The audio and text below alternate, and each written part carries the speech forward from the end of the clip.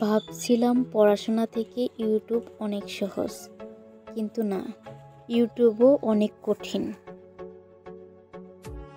Hello everyone, কাছে কিংবা দূরে, দেশ কিংবা দেশের বাইরে যে যেখান থেকে ভিডিও দেখছেন, আশা করি আপনারা সবাই অনেক অনেক ভালো আছেন, সুস্থ আছেন। আলহামদুলিল্লাহ, আমিও আমার পরিবার নিয়ে ভালো আছি। সফল ব্যক্তি বা গোষ্ঠী অতীত নিয়ে নয়, অতীত থেকে শিক্ষা নিয়ে জীবনযাপন করে।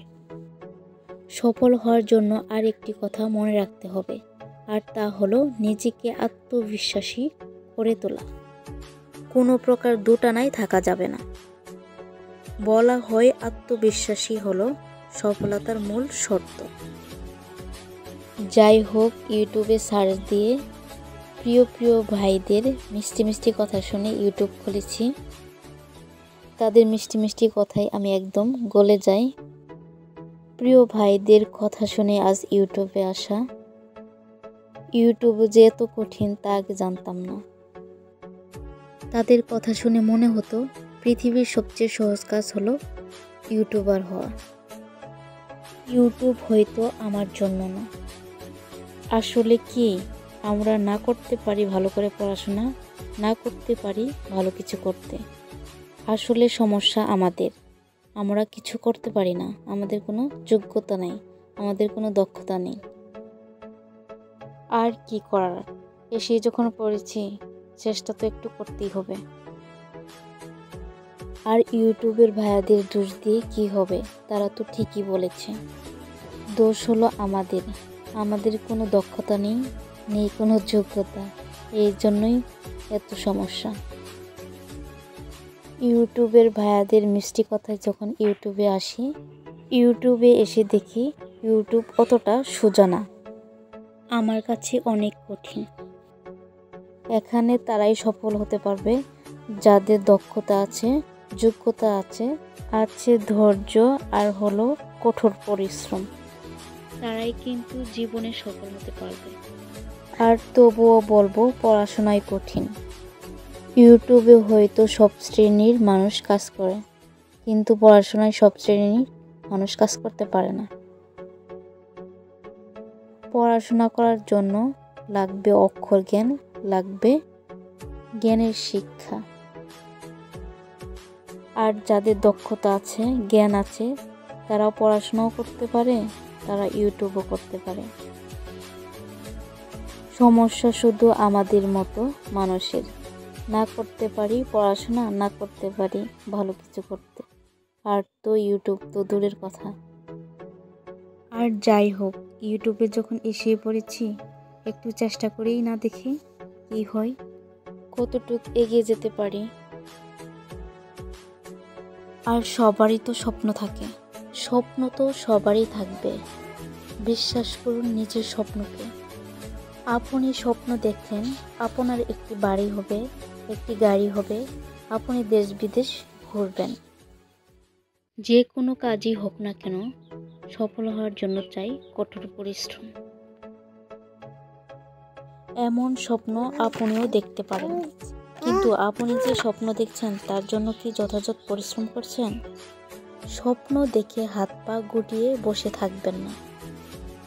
স্বপ্ন পূরণে অগ্রসর হন এবং শেষ পর্যন্ত কঠোর পরিশ্রম করে আপনার স্বপ্ন পূরণ করুন। সম্মান করুন আপনার মনে বসে রাখা স্বপ্নকে। জাগ্রত হওয়ার অনুপ্রেরণা পান এই স্বপ্ন থেকে। কথায় আছে পরিশ্রম ভাগ্যের প্রসিদ্ধি। বিষয়টি আসলেই সত্য। কেননা কঠোর পরিশ্রম করলেই যে কেউ তার ফল পাবে।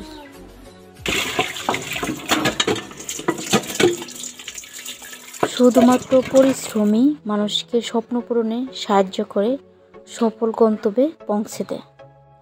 সকালে রান্না করার জন্য আমি ঘর উঠান ঝাড়ু দিয়ে আমার শ্বশুরকে বললাম, আজ পেঁপে দিয়ে মাছ রান্না করব। আমার শ্বশুর পেঁপে পারল, এদিকে আমি রান্না করার জন্য তরকারি মাছ কেটে নিলাম। প্রথমে মাছ ভেজে নিলাম, এর মধ্যে পেঁপে একটু ভাপ দিয়ে নিয়েছি। আমি পেঁপে দিয়ে রান্না করলে পেঁপে আগে একটু ভাপ দিয়ে নিই, এতে তরকারির স্বাদটা অনেক বেড়ে যায়। মাঝে মাঝে আমার শ্বশুরও একটু সহযোগিতা করছে। আপনাদের সাথে কথা বলতে বলতে আমার রান্না প্রায় শেষ। এখন একটু ধনেপাতা দিব। এই ধনেপাতা আমাদের বাড়িতেই গাছ আছে, আর আমরা গ্রামে থাকি তো হাতের কাছে সব কিছু পাওয়া যায় না। যে কোনো জিনিস কিনতে হলে বাজারে গিয়ে কিনতে হয়, বাড়ির আশপাশ থেকে যে কিনবো তার কোনো উপায় নেই। এর জন্য অনেক কিছু দেওয়ার ইচ্ছা থাকলেও দেওয়া যায় না, অনেক কিছু করার ইচ্ছা থাকলেও সহজে করা যায় না। কোনো কিছুর প্রয়োজন হলে বাজারে গিয়ে কিনতে হয়।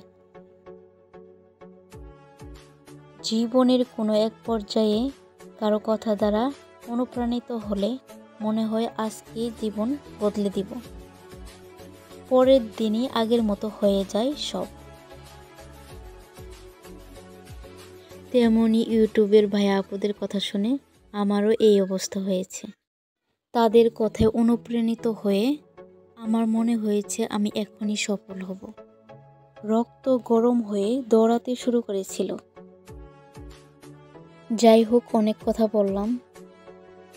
আসলে ইউটিউবে সফল হতে হলে অনেক কঠোর পরিশ্রম করতে হবে, ধৈর্য ধরতে হবে।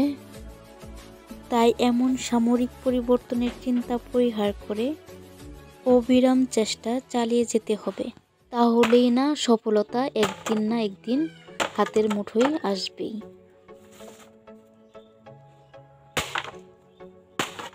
আজ এখান থেকে বিদায় নিব। আপনাদের সুস্বাস্থ্য কামনা করে ভিডিওটা এখান থেকে শেষ করব। চলে আসবো নতুন আরেকটি ভিডিও নিয়ে, নতুন কোনো সময়, নতুন কোনো দিনে। সেই পর্যন্ত সবাই ভালো থাকবেন। আল্লাহ হাফেজ।